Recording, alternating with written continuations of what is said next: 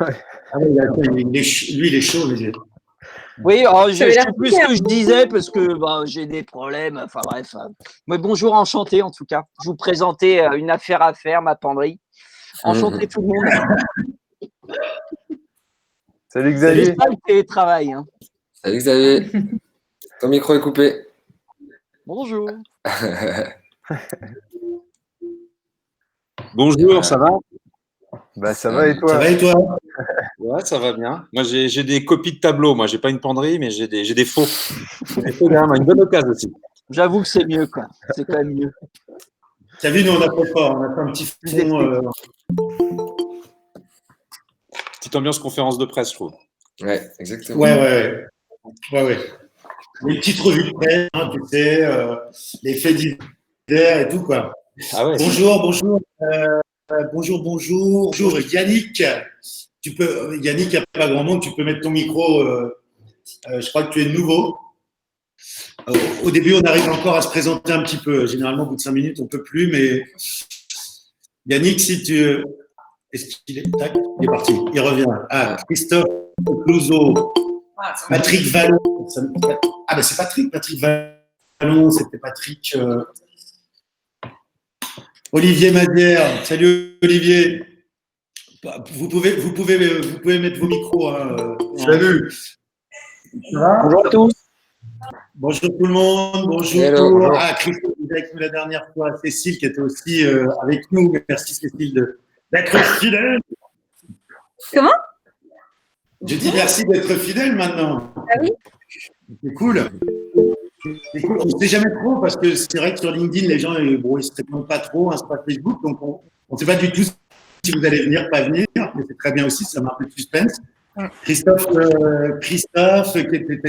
qui était là la dernière fois aussi, je crois. Oui, ravi de vous retrouver. Salut Christophe. Un peu mal, mais bon, en tout cas, bonjour à tous. Là, on attend encore du monde.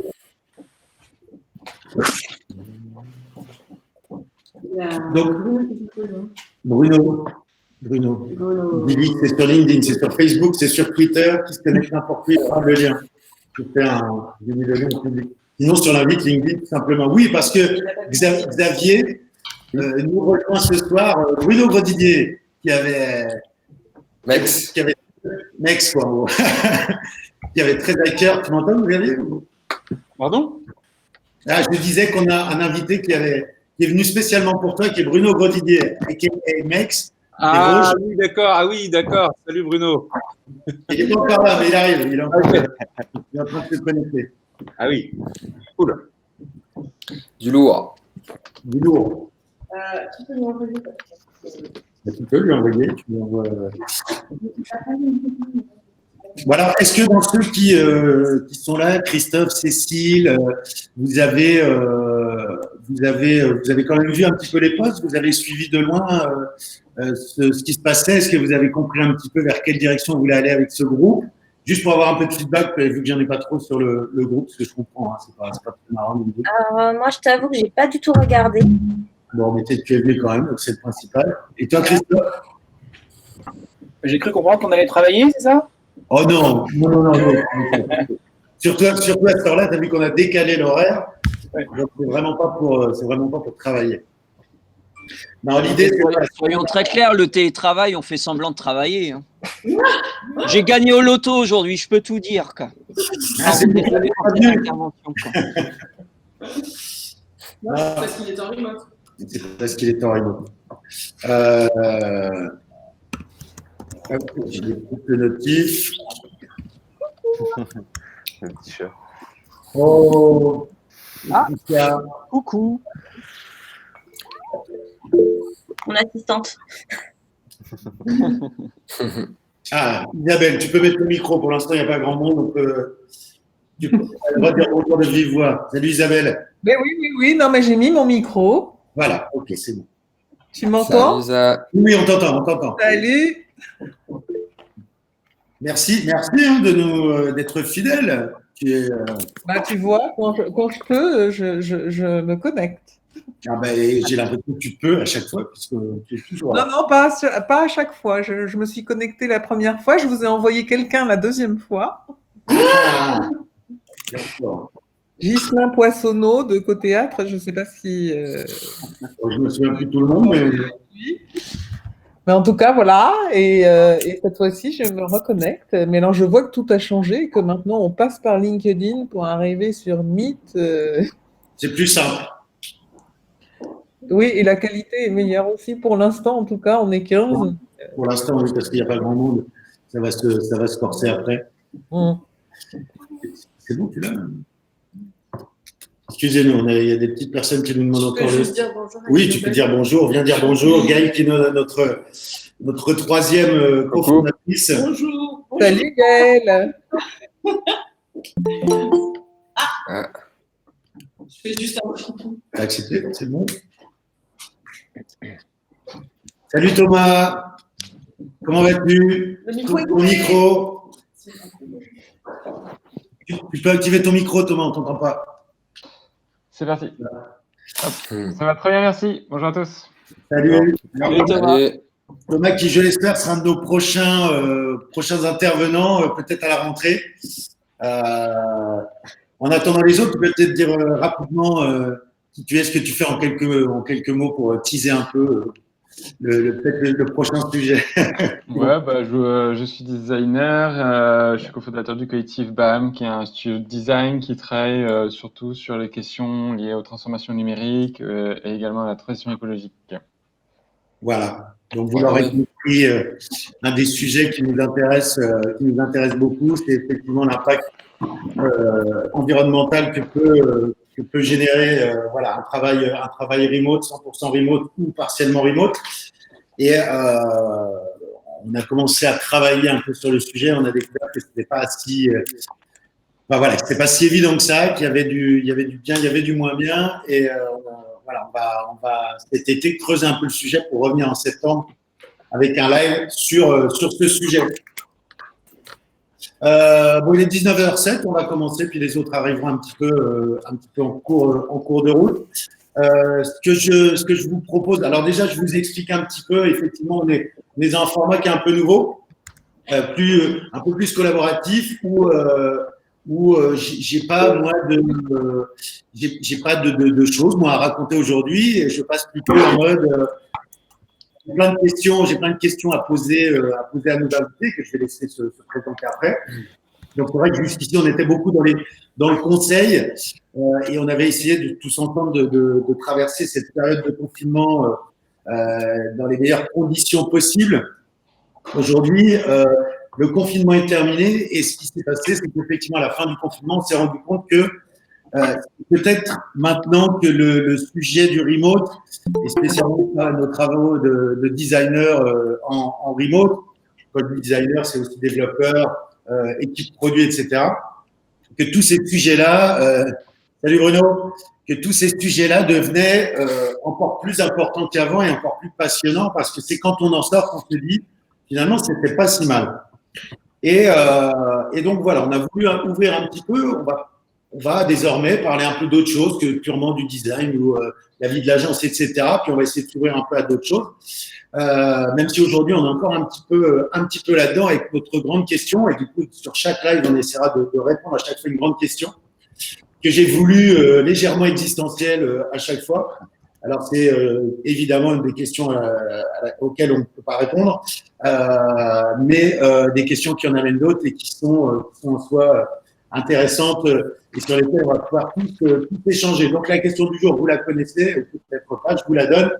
Existe-t-il un rythme remote idéal? Et pour parler de ça, alors si on n'est pas beaucoup, ce qui est génial, c'est que tout le monde pourra plus ou moins intervenir. Normalement, si on dépasse les 20 personnes, on repasse en mode poser vos questions dans les chats et je suis accompagné par Riri aujourd'hui, qui est justement là pour checker un petit peu tout ce qui se dit sur le chat. Et voilà, comme ça, on est sûr de rien louper. Mais s'il n'y a pas trop de monde, on peut aussi discuter complètement librement.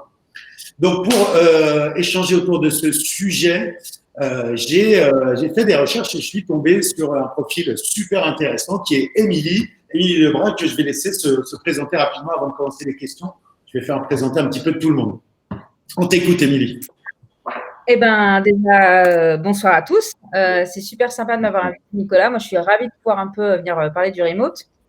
Alors, en 2 mots, donc je suis dirigeante d'une agence depuis 11 ans qui a 2 particularités. La première, on est spécialisé sur WordPress, mais ça, c'est pas trop le sujet là. La seconde, c'est qu'on est en full télétravail.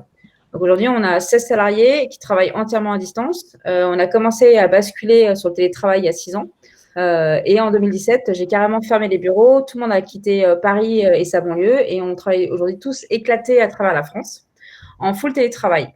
Et je suis devenue tellement convaincue sur le sujet du télétravail qu'il y a un peu moins d'1 an, j'ai lancé mon activité d'accompagnement des entreprises sur le télétravail, parce qu'il y a énormément de choses à expliquer, à apprendre, pour expliquer aux entreprises comment on met en place le télétravail, comment faire ça bien pour que les salariés, ça se passe bien, comment on organise le travail, quels sont les profils qui sont compatibles ou non. Donc voilà, ça va faire presque 1 an maintenant que je fais ça et c'est super intéressant de pouvoir venir partager avec vous aujourd'hui, pouvoir entendre des questions, pouvoir expliquer aussi un peu comment nous on fonctionne. Parce qu'on parfois on a l'impression d'être un peu des ovnis, puis après on se rend compte qu'il y en a beaucoup des personnes comme nous en fait. Et puis il y a des gens qui ont plein d'objections aussi, qui comprennent pas forcément comment ça peut fonctionner, d'être à 100% sans bureau en fait. Que oui, il n'y a pas de problème, on a un vrai esprit d'équipe, que ça se passe bien, que c'est sympa, même si on n'a pas le baby-foot et la machine à café. Voilà. Alors, on a également, merci Émilie, on a également Xavier qui est concerné plutôt de façon un peu moins théorique et plus pratique par le sujet que je vais laisser se présenter. Xavier, on t'écoute. Oui, alors moi, je fais des études qualitatives en marketing et opinion depuis 15 ans. Je suis indépendant, donc à la base, je suis plutôt dans une forme d'isolement. Donc, je pratique forcément du télétravail depuis chez moi et surtout, mon métier m'amène en général à me déplacer et à rencontrer des gens. Donc, on peut comprendre que dans cette période qu'il y a eu avec le coronavirus, il y a une forme de perturbation assez forte dans le mode de travail. Donc moi, en général, je fais des études, j'interviewe des gens, je rencontre des gens, je vais les observer chez eux. Je fais aussi des ateliers et forcément, il a fallu soit s'adapter, soit reporter ou annuler certaines choses. Donc, il y a eu une période de réflexion autour de ça. Donc, moi, effectivement, je suis habitué depuis longtemps à travailler de mon côté. J'ai donc su domestiquer le télétravail en soi, c'est-à-dire travailler depuis chez soi avec toutes les problématiques. Ça, je pense qu'on en reparlera parce que rythme idéal, je crois qu'il y a 2 choses là-dedans. C'est qu'il y a le rythme de travail en lui-même, c'est-à-dire trouver le bon rythme de travail, et puis il y a le rythme de travail qui se mélange avec le rythme de vie. Donc, en fait, c'est quelque chose que j'ai pratiqué déjà depuis longtemps. Et il a fallu aussi adapter la pratique du travail à cette mise à distance, finalement, à cette mise à distance des gens que je rencontre, que ce soit les clients et aussi les personnes que j'interviewe. Donc voilà, en gros, moi, ma problématique, c'est celle d'un lien à reconnecter à travers l'expérience récente qu'on a eue. Top. Bon, vous voyez que Xavier est un participant idéal par son éloquence naturelle que j'adore particulièrement. Et d'ailleurs, c'est comme ça qu'on s'est rencontrés. Mais oui, c'est ça. C'est pas le sujet aujourd'hui. C'est quand même intéressant. Je le lâche, il peut s'autoriser à le dire s'il veut après. Ouais. Derrière, on a une sorte de binôme qui donc travaille chez Shaker. Et vraiment, je les ai pas invités parce qu'ils travaillaient chez Shaker qu'à participer. Je les ai invités parce qu'ils sont en ce moment dans une dynamique vraiment nouvelle et spéciale pour nous. Et ça colle parfaitement au sujet. Alors, je vais les laisser se présenter, même si quasiment tout le monde les connaît, en commençant peut-être par Tristan. Superstar. Ouais, donc c'est Tristan, cofondateur de l'agence. Voilà, consultant habituellement. Voilà, j'anime mes ateliers, je m'occupe de prendre les briefs clients, etc., etc. Mais depuis quelques mois, et suite au Covid, passionné par tout ce qu'on appelle Design Ops. Donc, il y a le DevOps, maintenant on appelle ça le Design Ops. C'est toute la stratégie opérationnelle en fait qu'on peut avoir dans une agence côté design. Et puis là, les questions qu'on se pose avec Augustin en ce moment, c'est comment on fait pour fluidifier à fond tout l'opérationnel, mais à distance. Donc, moi aussi, je suis convaincu que le travail à distance a fait énormément de bien aux équipes, m'a fait énormément de bien. Après, c'est tout neuf pour moi, donc c'est pour ça que je suis curieux d'échanger aussi avec plein de monde, parce qu'on n'a pas encore toutes les réponses, et c'est pour ça que ce genre de format est intéressant. Et puis voilà, quoi, on est en train de construire quelque chose qui, je pense, va être très fort dans les mois à venir. Voilà, Augustin, si tu veux. Bah ouais, je pense que tu as déjà dit pas mal de choses. Moi, je suis du coup Augustin, je suis directeur du design du coup chez Kirk. Donc moi, du coup, forcément, je suis en train de prendre en charge tous ces sujets-là de design ops, donc qui sont vraiment des sujets opérationnels, mais on va avoir l'occasion de développer ça pendant le live. Ça, c'est ma première casquette, mais j'ai aussi une casquette, on va dire plutôt lead designer, où j'ai vraiment un pied dans la prod et je suis encore vachement même en train de produire du coup sur les supports, sur les livrables. Donc voilà, donc ouais, j'ai pas mal travaillé ces sujets-là là durant les dernières semaines avec Tristan. Donc voilà, on a plein de choses à vous dire. Bon, top. On est une vingtaine, donc si vous souhaitez allumer vos caméras, jusque 20, c'est cool, ça génère pas la bonne passante et c'est assez friendly quand on est en nombre pas trop grand. Donc Olivier, Isabelle, Lucie, c'est pas une obligation, hein, mais si vous souhaitez allumer vos caméras, ça nous fait un beau damier assez sympa. Moi, j'ai envie de poser une question un petit peu bête pour commencer. Je vais commencer peut-être par Xavier. C'est pour moi la question bête. Tu peux me donner une réponse intelligente. Ah ouais, j'ai essayé. Non, c'est vraiment pour ouvrir le débat, mais Ouais. j'ai envie de commencer par un truc plus simple. Pour toi, le télétravail, c'est cool? Oui, oui, c'est cool parce que en termes de rythme, déjà, quand je travaille chez moi, je peux travailler aux heures où je me sens le plus disponible pour moi-même, le plus performant. C'est-à-dire, alors, c'est un télétravail, c'est pas un télétravail en connexion avec des collaborateurs, en l'occurrence. C'est un télétravail qui est fait, voilà, je suis à mon poste, je suis à mon bureau chez moi, et donc je peux travailler, par exemple, à la fraîche, quand le cerveau est bien frais, bien disponible, c'est-à-dire en général le matin. Le matin, j'ai l'impression, et puis ça, les spécialistes de chronobiologie le confirment en général, c'est que on est vachement plus créatif et on a les neurones qui fonctionnent quand même vachement mieux le matin. Donc, ce qui fait que si personne nous embête, si aucun collaborateur nous embête, aucun client nous embête, on peut torcher sa journée à 11h midi, quoi. Vous voyez, si on travaille bien. Bon, c'est pas forcément le cas. Donc ça, le télétravail de cette manière-là, c'est cool. Par contre, à la fois, alors dans mon expérience, ça a été assez cool aussi, l'expérience de travail avec les gens, c'est-à-dire que ce soit des visios, des Google Meet, tout ça s'est très bien passé. Dans l'exercice de mon travail, le remplacement donc de la rencontre face à face ou de l'animation avec plutôt un outil genre Skype ou tout ça, j'ai pas remarqué de perte de qualité de l'interaction et de la rencontre. Ça, c'était vraiment une bonne nouvelle parce qu'habituellement, de manière un peu archaïque, on avait l'habitude d'utiliser le téléphone, par exemple, pour remplacer la rencontre physique, alors que là, l'interface, ça me permet de retrouver cette connexion par le regard, ce côté visage et expression qui est vachement important. Ça, dans l'exercice du métier, c'était plutôt positif. Après, dans le travail avec les clients ou avec les partenaires, c'est un peu autre chose, c'est-à-dire que à travers mon expérience n'a pas été forcément négative, mais par contre, j'ai eu des échos. J'ai eu des échos aussi de gens qui travaillent dans cette situation, pour qui il m'a semblé que, par exemple, les emplois du temps débordaient facilement. C'est-à-dire qu'il y avait moins le côté séquencé de la journée avec le repas, par exemple, même si aujourd'hui, bon, tout ça, c'est un peu fusionné, mélangé, c'est un peu moins séquencé qu'auparavant, mais forcément, quand on était chez soi, il y avait certains qui avaient des enfants, qui avaient une vie de famille, l'école à régler, donc forcément, l'ajustement de l'un et de l'autre, c'était un petit peu compliqué. Moi, quand j'avais mes enfants, j'étais totalement pris le matin, par exemple. Ça, j'étais pris totalement le matin pour faire l'école, donc il fallait m'ajuster ou que je délègue certaines choses. Donc, il y a eu des petits débordements qui, à mon avis, sont dus à une chose, c'est comme on n'a pas de transport à faire, comme on n'a pas les désagréments physiques du déplacement. Je crois que les clients ou les supérieurs, etc., si on peut utiliser encore ce terme, imaginent une très forte disponibilité des gens. Ils sont chez eux, ils ont moins de contraintes du monde extérieur. Donc forcément, il peut y avoir une espèce d'étirement de la disponibilité qui peut poser un problème. Donc, je ne sais pas si les gens aussi ont été confrontés là, qui sont là, mais c'est l'observation principale que j'ai faite pendant cette période. Alors, si on peut, tu abordes une question que j'avais mise à la fin, mais c'est super intéressant, on peut en parler tout de suite. Je voulais justement poser la question à Émilie parce qu'elle en a vraiment l'habitude. Alors, je vais te reposer la même question. Un, est-ce que le télétravail, c'est cool? Je suppose que la réponse est oui, mais tu vas nous dire pourquoi. Et deux, comment justement les clients réagissent par rapport à une agence full remote telle que la tienne? Donc, tu penses bien que je vais te répondre que oui, le télétravail, c'est cool. Oui, Et en fait, voilà, ce qui a été surtout très cool, c'est que ça a transformé l'entreprise.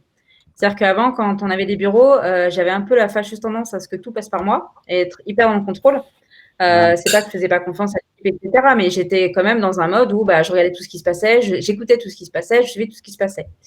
Et alors que quand on est passé en télétravail, c'est juste impossible. Donc, ça a complètement changé la façon dont on travaillait. Ça a encore plus responsabilisé les équipes. Donc, moi, ça m'a soulagé énormément de plein de choses que je faisais au quotidien. Et ça a transformé l'entreprise dans le mode où on a dû apprendre à communiquer autrement. L'entreprise est devenue complètement transparente parce que comme on communique énormément, du coup, tout se dit. Il faut que l'information soit formalisée quelque part. Donc, la mise en place d'intranet, la mise en place de comptes rendus. Donc, on a beaucoup moins de conflits liés à mais si tu n'es pas sur ce projet-là, on s'était mis d'accord que truc machin. Voilà, on a réduit beaucoup les litiges sur les projets grâce à ça. Et on est vraiment arrivé à une transparence tellement grande que aujourd'hui, chacun sait qui gagne combien, chacun sait qui fait quel horaire, chacun sait comment chacun s'organise en fait. Voilà. Donc ça, c'est vraiment, j'ai envie de dire, la partie la plus cool quand on a une boîte et qu'on se rend compte que l'indépendance, l'autonomie des salariés amène vraiment une grande richesse à l'entreprise et en plus à moi. Et comment on réagit les clients? Je vous avoue, moi, c'était ma plus grosse angoisse quand on a fermé les bureaux. Ouais. Je me suis dit, est-ce que les gens qui venaient encore dans nos bureaux, du coup, est-ce qu'ils n'allaient pas se sentir perdus? Alors déjà, les clients venaient quasiment plus dans nos bureaux. C'était souvent nous qui nous déplacions. Et au final, on a décidé de communiquer sur le fait qu'on était en télétravail et montrer quels vont être les bénéfices pour nos clients. Donc, en gros, travailler avec nous, c'était une alternative très différente en termes d'expérience. Et du coup, on allait faire plus de choses à distance, mais grâce au télétravail, on est organisé autrement. On a des sprints, des revues de sprint, on travaille d'une certaine façon avec eux, on a beaucoup de choses qui sont formalisées, donc du coup, pour eux, c'est plus simple aussi. Et en plus, pour les clients, c'était même perçu comme une entreprise innovante, en fait. Donc, ils se sont dit, ouais, vous n'êtes pas comme les autres, vous êtes en avance sur votre temps. Donc, ça a encore plus accentué notre culture d'entreprise. Et pour les clients, ça a été même une preuve que cette boîte, elle est en avance, donc elle est bien, quoi, en fait. Donc, c'était vraiment l'opposé de mes craintes, en fait. D'accord. Et aujourd'hui, quand vous faites soit un appel d'offres, soit quand vous arrivez sur un projet, est-ce qu'il y a des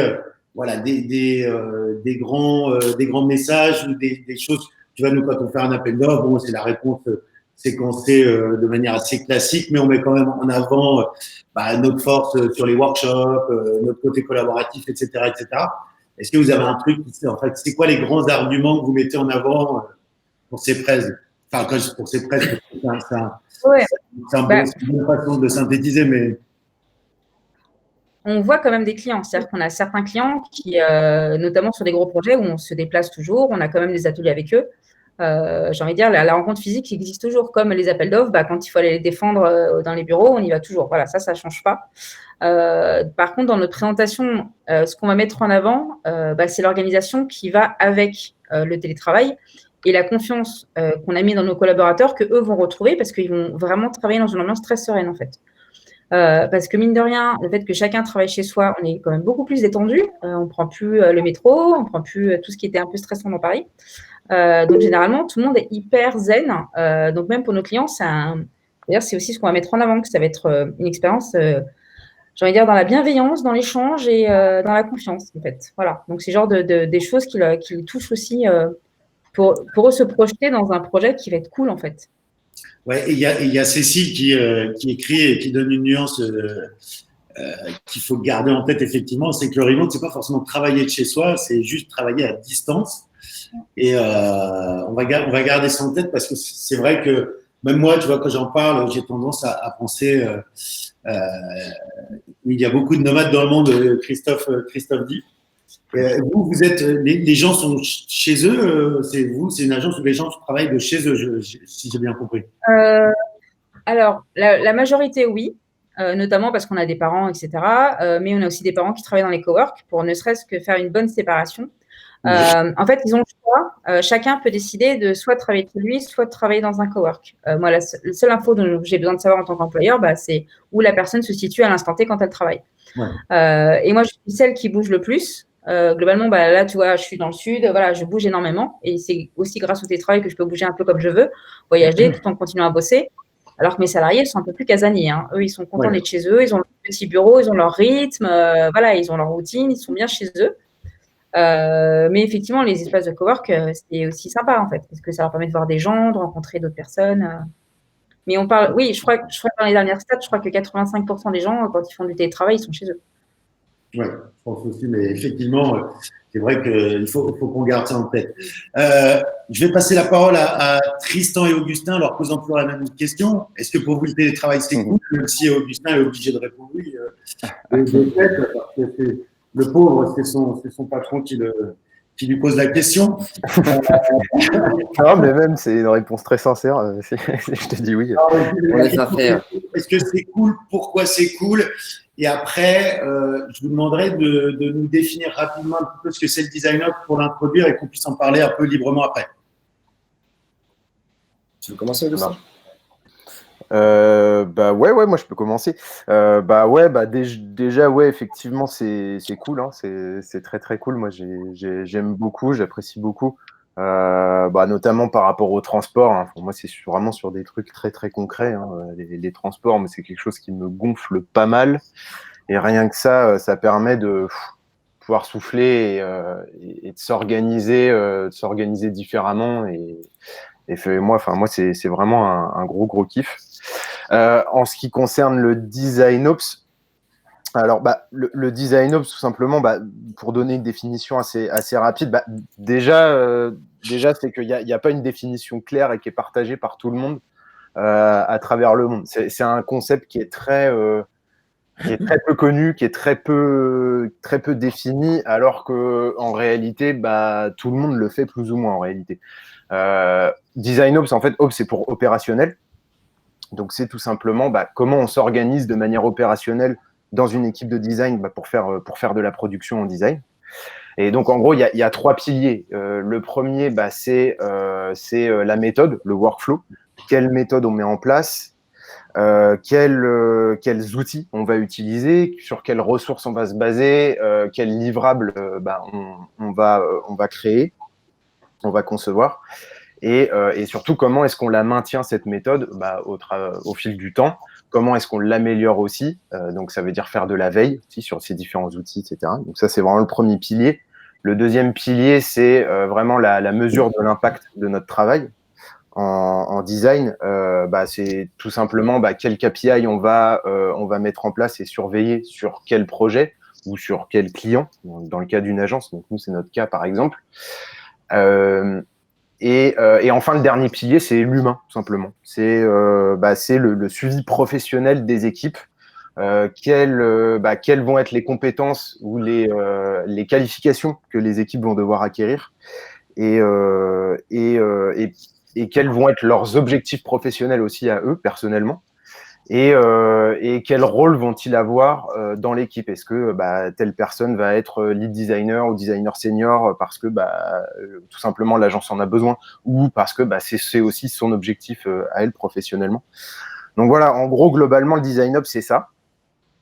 C'est réfléchir tout simplement à ça. Et donc c'est aussi des sujets qui sont qui pose beaucoup de questions dans des périodes où on doit travailler en remote, parce que nécessairement ça implique de mettre en place certains outils qu'on n'aurait pas forcément mis en place de la même manière si c'était en physique. Voilà. Donc c'est pour ça que le sujet est intéressant aussi. Pour moi, c'est la grande force, le côté documenter et formaliser les choses. Je pense qu'il nous a tous confortés dans l'idée que c'était ça nous avait fait un grand bien le remote, parce que oui, on formalisait les choses avant, mais là on formalise encore plus. Et que ça soit effectivement comprendre quel est tel ou tel profil dans une entreprise, quels sont les process, comment on peut onboarder les gens, comment on travaille avec des clients, et rendre accessible aux clients, pourquoi pas, la manière dont travaille une entreprise. En fait, c'est des choses qui rassurent, c'est des choses qui facilitent les échanges.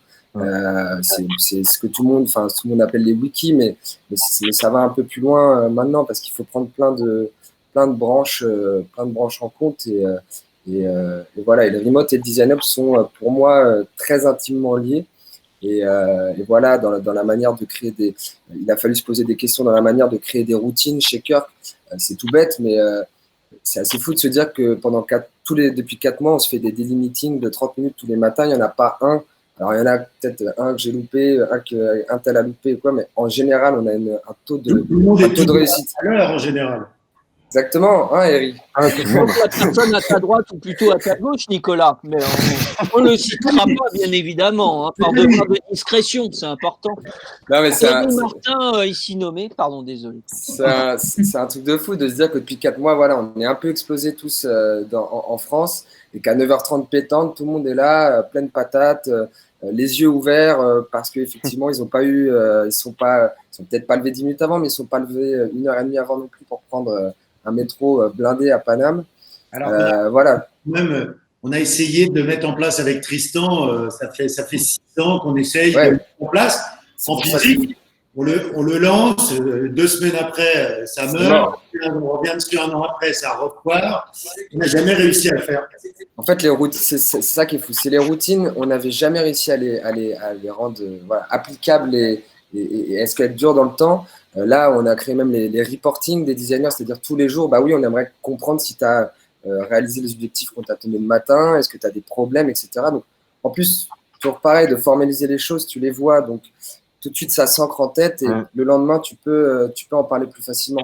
Bah, pareil, les reporting des designers, c'est quelque chose qui dure. Bon, voilà. Moi, je suis convaincu que oui, le remote, c'est cool et j'ai jamais autant kiffé qu'en ce moment. Là. Trouver et simplifier les process pour l'agence pour que tout le monde puisse travailler à distance entre nous, collaborateurs, et avec les clients plus efficacement, c'est du gros kiff parce qu'on voit que ça fonctionne. Alors, je voyais Émilie qui était à fond dans ce que tu fais. Et oui, parce que j'observe, Émilie, évidemment. C'est bon rôle. Je n'ai pas grand-chose à faire, mais je fais au moins ça. Ouais, tu fais pas grand-chose. Hein. Mais je vais pas trop le dire. Il se lâche. Et ce que je voulais te poser comme question, Émilie, c'est déjà réagir à ça. Et puis, pour toi, est-ce qu'il y a des prérequis sur les profils, en fait? Qu'est-ce qu'il faut pour construire un poste efficace en remote? Et est-ce qu'il y a des types de profils aussi qui sont faits ou pas faits pour ça? Et puis, voilà. Comment, imaginons que tu devais faire peut-être un recrutement ou je sais pas quoi, c'est quoi le profil remote? Qu'est-ce qu'il faut mettre en place pour lui? Ouais, alors j'acquiesçais énormément parce que pour tout le côté routine en fait, et c'est grâce aux routines qu'on a un vrai esprit d'équipe, une vraie culture d'entreprise. Et ça, je l'avais pas du tout perçu au tout début, quand on a mis en place les daily, quand on a mis en place la restitution de sprint et tout, ça fait des rendez-vous en fait. Et effectivement, tout le monde est toujours présent, tout le monde participe, tout le monde est super content de montrer voilà ce qu'on a fait, voilà où on en est, est-ce qu'un tel peut m'aider, et ça encore plus accentué la collaboration, voilà, donc je plus sois parce que c'est hyper bon pour l'équipe, pour l'entreprise, pour le client qui voit aussi comment le travail avance. Donc, non, franchement, ça, c'est top. C'était pour ça que j'étais là, ouais, c'est super. Ça se comprend. Après, les profils, ouais, il y a des profils qui sont aptes ou non au télétravail. Nous, quand on fait des recrutements, parce que du coup, on recrute directement en télétravail, ce qui va être important, c'est l'appétence pour l'autonomie. C'est pour ça que ça correspond pas mal à des profils, pas forcément seniors, mais des gens qui ont, par exemple, été freelance avant. Ils ont l'habitude de ce côté un peu autonomie chez soi, organisation personnelle. Donc ça, c'est le premier point, l'attention. Donc, toujours, on va leur demander est-ce qu'ils ont déjà pratiqué le télétravail. S'ils l'ont jamais fait, on va être très précautionneux, leur dire attention, c'est pas dit que ça vous plaise, parce que le télétravail, oui, c'est cool, mais il y a aussi des inconvénients. Faut aussi supporter d'être toujours au même endroit et pas avoir de gens parfois. Donc ça, on va faire attention à ce point-là. Donc, autonomie, le second point, c'est aimer communiquer. Et la communication, elle est de 2 façons. Elle est tout ce qui va être communication dans la bienveillance. Donc, l'aptitude du candidat, savoir écouter l'autre, faire bien attention de la façon dont il s'exprime, la communication non violente, etc. Et aussi aimer écrire. Parce que globalement, on écrit beaucoup. On écrit de la documentation, on écrit des comptes rendus, on écrit des messages sur Slack parce qu'on travaille en asynchrone. Donc, il faut aimer écrire. Donc, si une fois ça nous est arrivé, on avait un dev qui ne supportait pas ça, c'était juste incompatible, en fait. Oui. Parce que en fait, on a besoin que ça passe aussi par l'écrit, en fait, puisqu'on n'est pas toujours connectés tous en même temps, en fait. Voilà. Donc, c'est des points de vigilance, en fait, qu'on a quand on reçoit des candidats. C'est surtout ces 2 points-là. Excusez-moi, parce que mon téléphone. J'interviens 2 minutes, Émilie, car Gaël a une question pour toi, pour savoir comment on allie culture d'entreprise et travail à distance. Alors, ce qui est marrant, c'est qu'avant qu'on soit en télétravail, j'ai l'impression qu'on n'avait pas de culture d'entreprise. Parce qu'en plus, voilà, ça fait, on a vraiment fermé les bureaux, donc c'était il y a 3 ans, et la boîte, elle a 11 ans. Donc, ça fait un petit moment qu'on existe. En fait, le fait d'être à distance et la mise en place de ces rituels fait qu'on s'est un peu plus interrogé sur qui on était. Et comme on est à distance, on communique plus. Et du coup, comme on communique plus, on verbalise plus ce qu'on pense, comment on fait les choses, comment on fait l'onboarding, comment on va faire une réunion d'équipe sympa, comment on va fêter le lancement d'un projet. Et en fait, tous ces petits trucs auxquels on ne pensait pas forcément, parce qu'avant, on est dans un bureau, on dit juste venez les gars, comment on transforme ça autrement, en fait. Et donc, ça nous a obligés à mettre des mots là-dessus, à mettre des mots sur c'est quoi cet ADN d'être en télétravail, pourquoi c'est important d'être bienveillant, pourquoi c'est important de bien communiquer. En plus, on est sur l'open source, donc pourquoi la contribution aussi, c'est important. Voilà, ça nous a permis de mettre des mots et de faire un peu plus d'introspection, on va dire, le fait d'être en télétravail. Voilà. Donc, voilà comment on allie les deux. Déjà, en s'interrogeant sur comment animer une équipe à distance. Comment avoir un management bienveillant, comment avoir une bonne relation avec ses clients. Voilà, tout ça fait qu'on met des mots sur notre culture, on la communique auprès de nos équipes, auprès de nos clients, et puis ça prend, en fait, tout simplement. Enfin, j'allais dire tout simplement, mais ouais. Non, je pense pas que c'est tout simple, et justement, je pense pas que ça soit tout simple, et on va justement commencer à essayer de décrypter un petit peu le truc et rentrer vraiment dans la question. Quand on parle de rythme, évidemment, c'est la partie organisation. Alors, je réfléchissais, j'avais rapproché ça dans ma tête en préparant ce live à ce qu'on appelle, à des termes de design, tout ce qui est l'atomic design, de l'atomic design au design system, et de se dire est-ce qu'il n'y a pas un atomic remote jusqu'au remote system. Je sais pas, ces concepts m'étaient venus, peut-être ça m'aidait à réfléchir le truc. Et je voudrais qu'on parle un peu de ça. Alors évidemment, vous l'aurez compris, quand je parle d'atomique, je parle un peu de la journée et peut-être aller vers le design system qui est peut-être l'organisation d'une année entière. Et je pense qu'on a des routines, des rituels, un rythme, etc. qui est au niveau de la journée, puis au niveau de la semaine, puis au niveau du mois, puis au niveau, etc., qu'on fait grandir. Mais je voudrais qu'on commence, parce que je voulais absolument avoir Xavier, parce que lui est free, il travaille seul. Ouais. Je voudrais qu'on commence par Xavier, qui nous dise un petit peu, toi, quelle est un peu ta journée? Est-ce que toi aussi, tu as cette sensation qu'il y a une organisation? Il fait des apéros avec lui-même. Est-ce que tu as aussi ces dimensions d'organisation, le daily, le weekly, je ne sais pas, et voir un petit peu pour un freelance déjà comment ça se passe. Et après, on va. Alors, comment ça se passe dans ce climat de remote? Figure-toi qu'en entendant Tristan et Émilie, j'ai plutôt entendu ce qui m'a manqué un peu, c'est-à-dire exactement ce bénéfice. Ouais. Ce bénéfice de la routine. Parce que figure-toi, juste pour partager l'expérience, moi je travaille par exemple avec un partenaire ou un client depuis 15 ans qui est extrêmement carré dans l'échange d'informations. Tout simplement. Moi, c'est pas de la construction ensemble. On construit pas un truc ensemble. C'est de l'échange d'informations et de l'organisation. Par exemple, il y a tel type de personnes à contacter selon ces critères, etc. Et là, c'est la première fois en 15 ans que j'ai découvert quelques failles dans la transmission d'informations. Pourquoi? Parce que les personnes n'étaient pas ensemble. Peut-être que, comme ce que disait Émilie, il n'y avait peut-être pas quelqu'un qui contrôlait tout le temps, effectivement, qui mettait la main sur l'information, ce qui fait qu'il y avait une dispersion des énergies, une dispersion des informations. Et résultat, je pense qu'on est partis tous un peu dans des directions un petit peu personnelles. Donc, ça a été finalement une des expériences les plus compliquées. Bon, on a réussi à s'y arranger, mais effectivement, en amont, il n'y a pas eu beaucoup de discussions. Il y a eu de l'énergie, il y a eu de l'investissement, mais on est tous partis un peu dans des directions un peu individuelles. Donc ça, effectivement, c'est une expérience. C'est ce qui m'a manqué dans ces derniers temps. Sinon, comment s'est organisée ma journée? Moi, j'ai pas eu de gros changements puisque effectivement, pour faire écho à ce que disait Émilie, j'ai déjà c'est familier pour moi. Ce climat de travail est familier. Donc, pour reprendre la nuance de tout à l'heure, je travaille chez moi, je travaille aussi au café.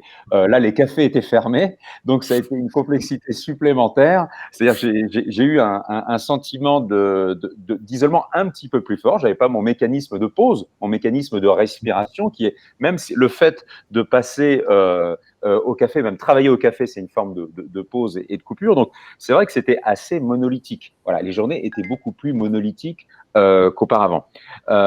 Sinon, il n'y a pas eu de perturbation particulière. Moi, je n'ai pas été confronté non plus, ne serait-ce qu'à une difficulté technique, parce que on peut travailler de manière asynchrone, effectivement, pour l'organisation, mais par exemple, dans mon cœur d'activité, moi, je suis en direct avec quelqu'un. Par exemple, quand j'interviewe quelqu'un, je suis en direct avec lui.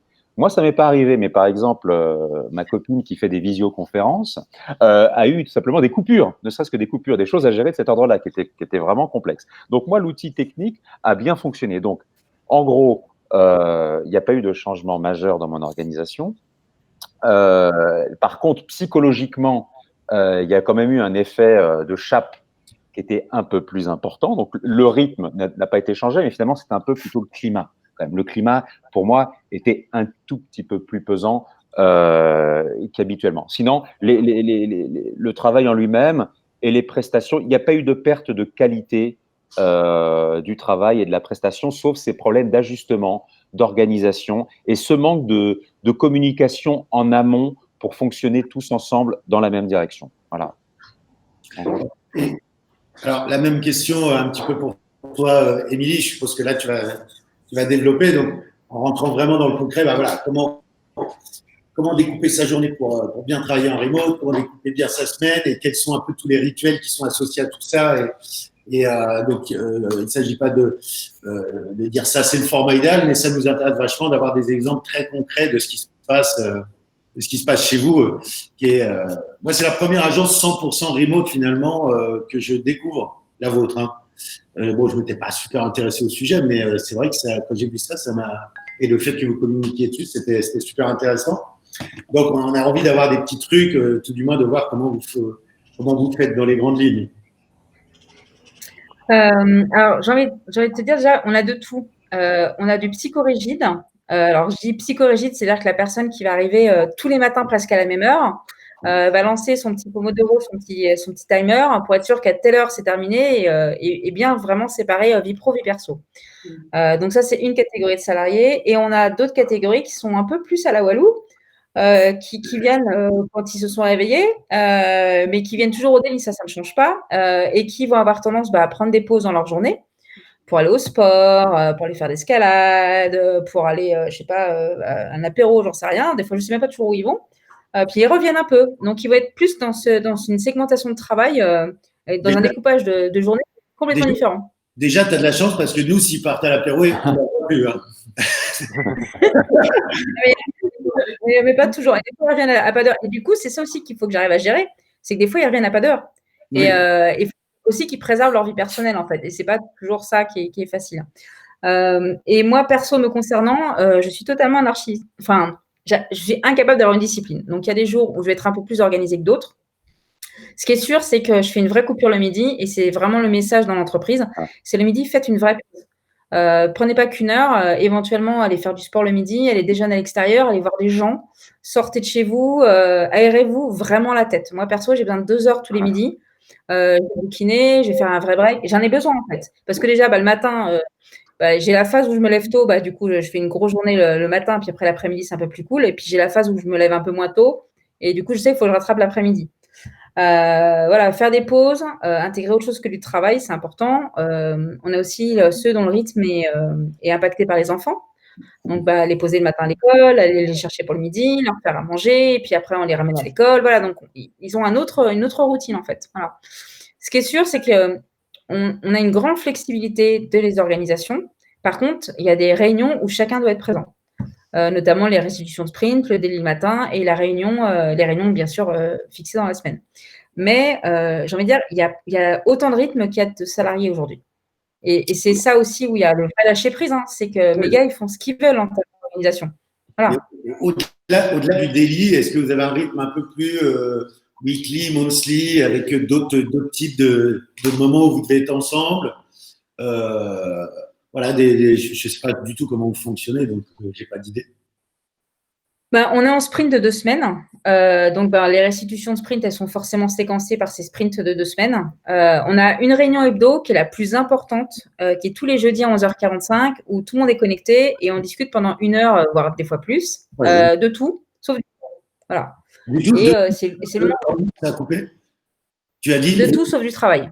D'accord. Ah ouais. Voilà, donc on va, je sais pas, on va se montrer une chaîne YouTube, on va discuter de qu'est-ce qu'on a cuisiné la veille, et surtout on a un animateur, c'est-à-dire que moi j'interviens très peu, c'est eux qui discutent entre eux en fait et qui partagent, donc c'est vraiment un moment hyper convivial, et ça c'est le rendez-vous que tout le monde adore particulièrement. Tous les 3 mois on essaie de se voir. Donc là, on ne l'a pas fait à cause du Covid, mais sinon, c'était prévu. Donc, on se voit pendant 2 jours au minimum. Et donc, le but, c'est de passer du bon temps. Donc, on va dans un parc d'attractions, dans un escape game et de faire des post-it meetings. Enfin, voilà, de s'amuser un petit peu pendant qu'on se voit pendant 2 jours. Et ça, à un rythme tous les trimestres. On se rend compte que si on ne se voit pas régulièrement, ça nous manque parce que on s'aime bien en fait. Puis on a besoin de se voir aussi en fait. Voilà. C'est aussi important. Excuse-moi, mais c'est des gens qui viennent de plusieurs endroits, de plusieurs régions ou vous êtes quand même. Ouais. D'accord. Ah ouais, je suis devenue balèze en cartographie de la France, en vol, nos régions. Et ce qui est cool, c'est qu'en fait, à chaque fois, on choisit une région différente. Donc, ça nous permet de visiter, ça nous permet que les salariés puissent avoir un peu de c'est super sympa. Non. Excuse-moi, c'est un tilt pendant le petit moment. Quand vous faites un recrutement, est-ce qu'à un moment, vous allez en physique voir la personne quand même ou vous faites tout le recrutement en remote? Tout est en remote. Tout est en remote. Et c'est ça qui est génial, c'est qu'après, quand on rencontre les gens, on les redécouvre en fait, parce qu'on s'est imaginé plus grands, plus petits, avec pas forcément, cette on adore. Les événements que vous faites. C'est ça. Ah oui, c'est génial. C'est ça. Et pour te dire, en 2016, j'ai fait en parallèle de l'agence, je bossais dans une start-up qui était pareil en full remote, et ils étaient 20, mais à travers la planète. Donc, quand on se voyait pour le on le faisait 1 fois par an, parce que voilà, on faisait déplacer tout le monde, mais on faisait les avions depuis l'Inde, les avions depuis Los Angeles, avec les questions de jet lag et tout ça, quoi. Donc ouais, non, c'est des vrais moments conviviaux. Tout le monde adore la retreat de l'année. Et est-ce que vous avez, parce que nous on fait beaucoup de workshops et c'est une question toute bête mais que je me posais, est-ce que vous avez une sorte de kit ou quelque chose que vous, est-ce que tu envoies quelque chose, une sorte de kit d'onboarding ou kit qui va permettre de travailler ou c'est un guide, justement comment vous échangez autour de l'outillage, j'ai envie de dire. Parce que chez nous c'est un gros sujet, les tools, le matos d'atelier, chez nous c'est un vrai sujet. Nous, moins. Après, on a aussi, ça va dépendre des salariés. Les salariés qui veulent avoir leur matos, leur ordinateur à eux, et qui ne veulent pas dépendre de l'ordinateur de l'entreprise. Et on a d'autres, effectivement, ils vont avoir leur Mac, leur matériel, etc. On en parlait justement cet après-midi que ça serait bien qu'on ait un welcome pack. Aujourd'hui, on ne le fait pas du tout. Ouais. Alors que dans la startup où j'ai bossé avant, ils faisaient ça à chaque fois qu'il y avait un salarié qui arrivait, on envoyait un petit colis avec les t-shirts, un peu de swag, un petit Kindle. Voilà, c'était vraiment le côté onboarding du salarié. Voilà. Et on s'est dit que chez nous, ça manquait. Et notamment comment on fait les anniversaires, comment on fait, pas les anniversaires perso, mais les anniversaires dans la boîte. Ouais. Voilà, comment on peut justement envoyer du contact. On fait le cadeau de Noël, voilà, mais c'est pas encore assez personnalisé. Mais ouais, il y a plein de boîtes qui font ça, qu'on voit du swag à l'arrivée des personnes avec tout le matériel, l'ordinateur, tout ça. C'est super sympa. Parce qu'il y a, en tout cas, dans mon écosystème, il y a énormément de boîtes en remote, en fait. Ouais. Alors, je vais poser un peu pardon, juste une seconde, parce qu'Émilie avait une question et elle voulait savoir combien il y avait de salariés dans ton entreprise. C'est Isabelle. C'est Isabelle, pardon. Excusez-moi. Il y a 16 personnes. Okay. C'est déjà pas mal en remote. Un peu le même point pour Tristan et Gus. Comment ça se passe, vous? Alors, il y a ce qui se passe aujourd'hui, mais ce qui m'intéresse aussi beaucoup, c'est ce que vous êtes en train de mettre en place, c'est les réflexions que vous avez. On n'est pas obligé de se dire qu'est-ce qu'on fait aujourd'hui, on peut se dire aussi qu'est-ce qu'on va mettre en place et qu'est-ce qu'on imagine, ou du moins quels sont nos points sur lesquels on cherche un peu. Nous, on est un peu en train de chercher notre fonctionnement. On a compris grâce à ce confinement qu'il y avait vraiment, voilà, ça serait profitable à tout le monde, au moins d'intégrer une partie de remote, parce qu'on s'est tous sentis bien. Voilà, Tristan, que vous voyez là, il est dans les montagnes à l'heure actuelle, alors qu'avant, ben voilà, on était tous là à la défense. Et voilà, tout le monde s'est un peu exilé. Et voilà, quelles sont les routines qui sont très, très liées remote, design up, c'est ça qui nous intéresse. Ouais, on en a parlé un peu avant, là, quand même, les routines, que ce soit le daily, les routines de reporting. Alors, nous, on est au temps consommé, ça peut marcher à la mission, je pense aussi. Mais voilà, nous, il y avait tout cet aspect reporting du temps qui était important de gérer, que ce soit des designers vers ceux qui supportent un peu plus l'équipe, les lead designers, des lead designers vers les consultants. Enfin bref, il y a tout un croisement au niveau du tracking du temps qui est important à faire, et aussi un tracking du temps vers le client qui est important à faire. Parce que forcément, si on le voit moins en physique, on peut moins lui en toucher un mot, on peut moins, il y a un peu moins de, voilà. Et du coup, l'idée, c'est déjà de formaliser un maximum, que ce soit par jour, par semaine ou par mois, des reportings aux différents profils de l'agence ou aux différents clients. Donc, il y a le template qui est bien fait, qui doit être envoyé par mail, avec des petites précisions, etc. En clair, il y a plus qu'à, quoi. On prend un texte, on le renseigne, et derrière, la personne est informée. Donc, il y avait toute cette partie time tracking à gérer. Il y a forcément la partie prise des objectifs du jour, de la semaine, du mois qu'on gère avec les daily. Il y a aussi des rétrospectives qui sont organisées. Alors là, on est vraiment très inspiré du Scrum, de l'Agile en général. Il n'y a pas de grosses nouveautés. J'en parlais tout à l'heure, le wiki aussi, c'est quelque chose qu'on va mettre en place, que ce soit pour onboarder des nouveaux clients, pour onboarder des nouveaux collaborateurs. Ça aussi, on a compris. Alors nous, on s'inspire beaucoup, hein, on crée peu, mais on s'inspire beaucoup de ce qui se fait ailleurs. Et d'ailleurs, il y a une boîte qui est quand même un bel exemple de travail remote aussi, c'est Sketch, le logiciel de design. Ils sont exposés dans le monde entier depuis 8 ou 10 ans, et on les avait rencontrés à Rotterdam. Et voilà, typiquement, c'est le genre de choses qu'ils mettent en place. Et puis Gus, enfin voilà, pour nous, c'est les trucs les plus importants. Gus, est-ce que j'ai oublié des trucs sur lesquels on bosse en ce moment? Non, globalement, bah, t'as un peu spoilé là pour les collègues, là, la petite routine. Oui, qu'on va mettre en place. on est censé leur faire une présentation, en fait. On est censé leur faire une présentation semaine prochaine. Vous allez voir les petits loups. Non, mais en plus, juste, non, t'as pas oublié grand-chose, juste concrètement. En fait, le truc, c'est qu'aujourd'hui, en fait, l'avantage, c'est qu'il y a plein de choses super simples à mettre en place. Nous, par exemple, pour les routines, en fait, c'est tout bête. On a créé des événements Google Calendar avec juste une notif par mail, et il y a une petite description dedans avec un template, et basta, quoi. Et en fait, c'est des trucs tout bêtes. Ça a pris très peu de temps à mettre en place, et on va très bientôt le déployer. Et c'est vraiment des trucs tout bêtes. Non, après, nous sinon, c'est ce qu'on est en train de mettre en place aussi. C'est un système de backlog, de product backlog. Alors, on n'est pas sur de l'agile comme pourrait le faire une équipe de dev, parce que, enfin, pour nous en tout cas, en tant qu'agence UX, c'est pas adapté.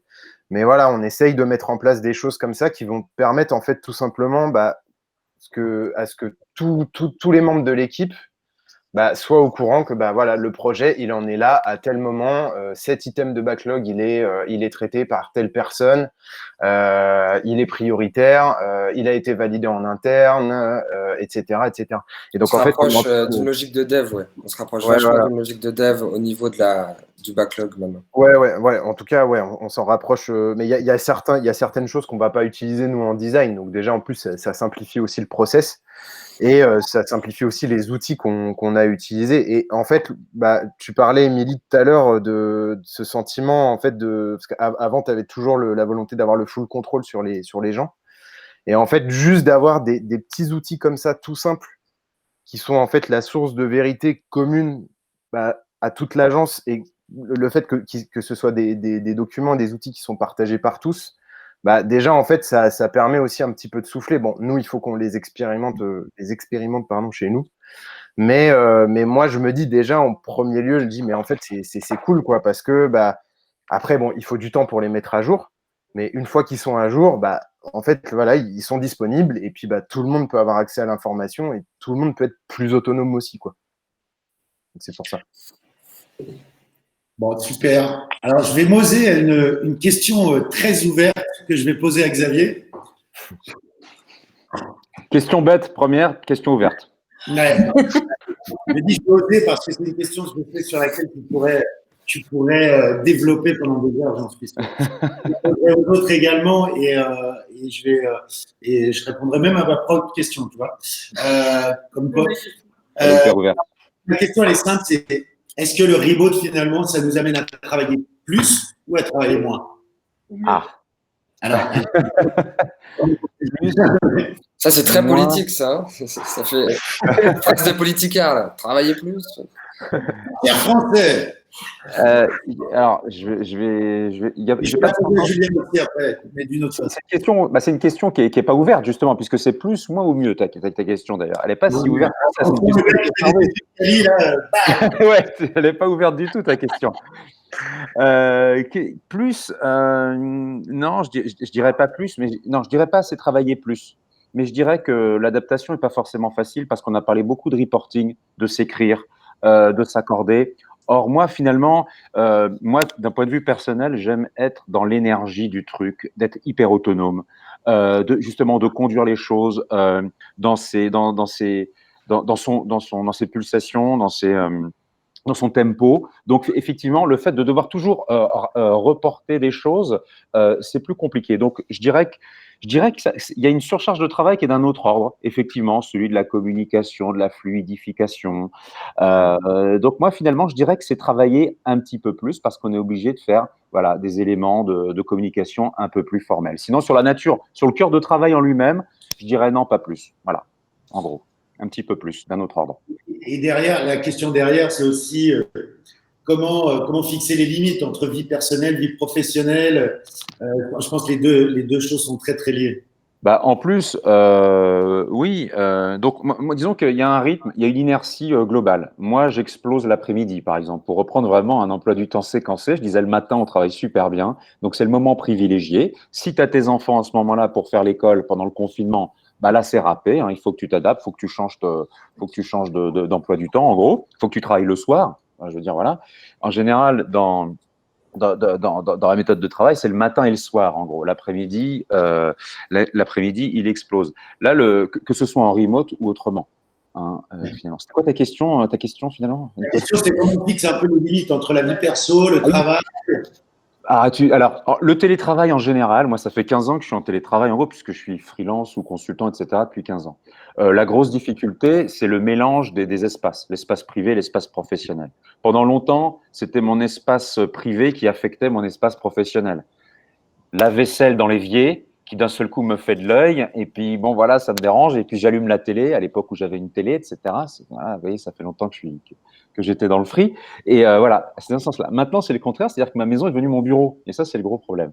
Ça, c'est le gros souci. Donc, après, il faut que tu es obligé de sortir de chez toi pour trouver un moment de respiration. Donc, ça c'est dans l'autre sens. Ça fonctionne dans les deux sens, en fait. Cette hybridation des espaces se fait dans les deux sens. Donc, effectivement, on peut le résoudre. On peut résoudre cette difficulté par le rythme et par des moments. Ça, c'est clair. Chacun va essayer de garder ses moments. Moi, en l'occurrence, ça a été plutôt l'après-midi. L'après-midi que je consacre au divertissement, au sport, à la lecture, à la sortie, voilà, pour retrouver des rythmes. Voilà, voilà. Je pense que chacun adapte après trouve son rythme avec les concessions qu'il faut faire par rapport à ses collègues et à ses clients, bien évidemment. Alors, pourquoi je disais que moi j'avais envie aussi de répondre à cette question, pour amener un nouveau truc, c'est que moi j'ai plutôt toujours été bosseur à l'ancienne, tu es là, tu es au bureau, tu fais une grosse journée, tu livres plein de trucs, puis tu te poses jamais la question est-ce que tu pourrais pas profiter de la vie un peu plus? Tu te la poses même pas. Et c'est le remote qui m'a amené à réfléchir à cette notion de 4/5e que je commence à tester un peu. Et je me suis rendu compte, et c'est pour ça que je disais après, je vais essayer de laisser la parole rapidement à Julien, même si on sait tous qu'il ne sait pas être rapide, mais l'idée du 4/5e qui, en fait, je trouve est très liée. Moi, j'ai vraiment ressenti un truc. En commençant à l'expérimenter, je me suis rendu compte sur les 4 jours où je travaillais, 4/5e en remote, j'explosais en termes de sharpness. Vraiment, tout était plus carré, plus facile, plus, je sais pas, les choses se mettaient mieux en place dans ma tête. C'était moins lourd, moins d'efforts surtout. Tout devenait plus fluide.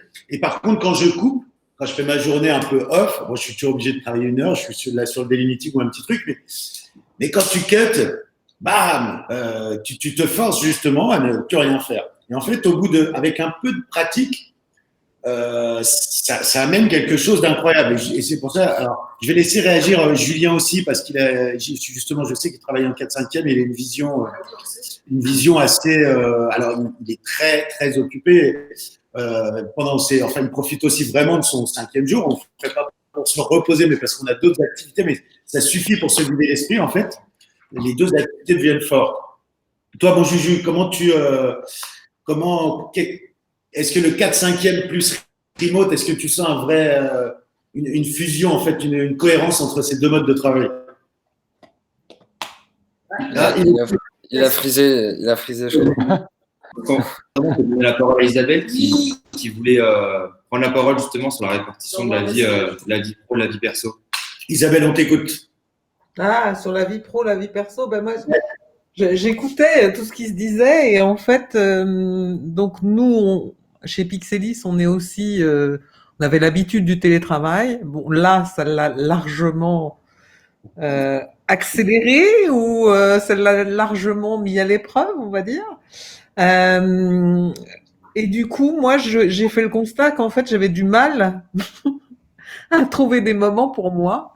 Ça devenait compliqué, c'est-à-dire que je continue d'ailleurs, mais peut-être un peu moins maintenant, mais au début, en tout cas, je me levais très tôt le matin, à 6h30, et après, je n'arrêtais pas jusqu'à l'heure du déjeuner, donc midi, ce qui fait déjà une bonne partie d'une journée de travail. Ouais. Et ensuite, je déjeunais rapidement et puis je reprenais et je me suis rendu compte que je finissais à 20h ou 21h et du coup, ça allait pas du tout. Donc, au bout d'un moment, j'ai été obligée de me raisonner en me disant, ben non, mais c'est pas possible de continuer comme ça éternellement parce qu'on s'épuise aussi en faisant ça. Hein. Donc, ça a été de s'obliger à effectivement organiser sa journée de manière à ce qu'il y ait un temps quand même de pause. Et alors, bon, moi, c'était plutôt le soir pour aller marcher dans le bois de Vincennes et ça fait vachement de bien, effectivement. Et puis maintenant, j'essaye de répartir un peu mieux, mais je pense que tout le monde à l'agence, et nous, on est 80, donc voilà, ça fait un peu plus pour s'organiser. Ça a été compliqué pour beaucoup de gens de l'agence, en fait, de faire la différence entre le moment où on était sur notre lieu de travail et le moment où on était sur notre lieu de vie. Et c'est dans ce sens-là où l'équilibre entre vie pro et vie privée, il a été compliqué à trouver. Et je pense que ça a été le cas pour beaucoup de gens parce que des sessions comme on fait là, j'en ai fait pas mal pendant le confinement et puis même je continue maintenant, la preuve, c'est que beaucoup de gens ne sont pas arrivés à trouver un rythme et un équilibre entre vie pro et vie privée. J'ai l'impression, mais du coup, tu m'amènes. Alors, Julien, j'ai vu que tu t'es. Ouais, je crois que tu m'as fait un guet-apens. Tu ne veux pas me laisser parler parce que je suis toujours synthétique. Je vais revenir à toi après parce que je viens de dire Isabelle et du coup, je vais poser la question à Émilie. Ça me semble très lié à, effectivement, c'est soit tout le monde le fait de façon collective et du coup, on peut établir des règles et ça fonctionne. Soit effectivement, si on laisse un peu trop tout le monde faire son truc, on peut se laisser envahir facilement. Et je crois savoir que chez vous, vous avez introduit une notion qui m'a hautement intrigué quand j'ai découvert votre site, qui est la charte du remote ou la charte du télétravail. Je ne sais plus comment vous l'appelez chez vous. Oui, la charte du télétravail. Ah, mais alors, je posais la question à Émilie, mais vous aussi, vous l'avez. Ouais. Ben non, on l'a pas. Alors, quand la faire. Je pose la question à Émilie. Je crois que vous avez ça aussi. La charte télétravail, ça fait partie des documents qui sont, enfin, c'est pas obligatoire, c'est-à-dire que légalement on peut s'en passer, mais qui sont fortement recommandés pour organiser le télétravail dans une entreprise. Donc, généralement, quand on commence à faire un télétravail récurrent, c'est important de l'organiser et de dire à tout le monde, bah voilà, quelles sont les règles du télétravail dans l'entreprise. Bah, ça va être quels profils sont concernés, comment ça se passe pour le matériel, comment ça se passe sur les plages horaires de disponibilité. Est-ce que c'est pas parce qu'on a un télétravail qu'on peut joindre son salarié de 7h du matin à 23h? Donc, en gros, quelles sont les heures où chacun doit être présent à peu près au même moment? On va aborder aussi les questions du lieu du télétravail, à quel moment on peut revenir en arrière, parce que le télétravail est réversible. C'est-à-dire que si le salarié se sent mal et veut revenir dans le bureau, c'est le patron, entre guillemets, enfin le dirigeant n'a pas le choix, en fait. Et de la même façon, si le dirigeant estime que pour telle raison objective, il faut que les salariés reviennent dans le bureau, voilà, le télétravail est réversible. Donc, on va parler de ça, on va parler de simplement comment le salarié s'y prend pour demander le télétravail. Est-ce qu'il envoie un mail? Est-ce qu'il envoie un SMS? Voilà, c'est vraiment un document qui est hyper important parce que ça permet que tout le monde ait l'information de concrètement comment ça se passe. Et effectivement, si vous n'avez pas la charte télétravail, ça peut vite être le dawa parce que comment ça marche? Pourquoi lui, il a le droit au télétravail et pas moi? Comment je te joins? Quel matériel j'utilise? Et du coup, il y a beaucoup de boîtes qui pratiquent le télétravail sans cette partie-là.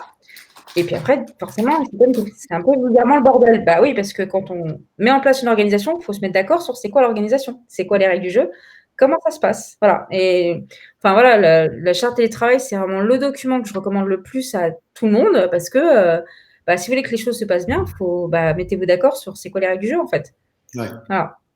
Et alors, Isabelle, chez vous, elle comporte quoi cette charte du télétravail dans les grandes lignes? C'est un peu pareil, c'est-à-dire qu'on a fait un audit chez les personnes qui souhaitaient être en télétravail au départ.